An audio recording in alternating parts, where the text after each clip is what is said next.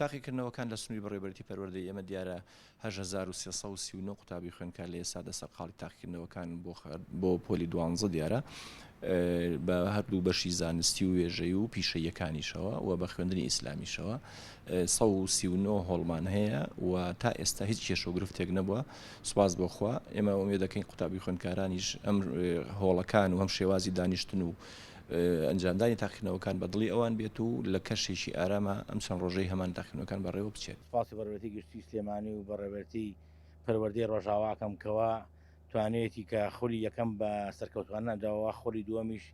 ئەمڕۆ یەکەم ڕۆژی خولی دووەمە هەر ئینشاءالله بە سەرکەوتوانە ئەنجام بدرێت و تاقیکردنەوەکانیش. سوپاسی وەزارەتی تەندروستی ژەکەم و بەڕێوەبەرێتی تەندروستی سلێمانی ژەکەم کەوا هۆڵەکانی بە تەواوەتی پاکش کردوێتەوانێ کە لەم نەخۆشی کۆرۆنا و هەموو پێداویستەکانی بۆ خوێندکارەکان و بۆ مامۆستایان و بۆ بەڕێوەبەرەکانی دابین کردووە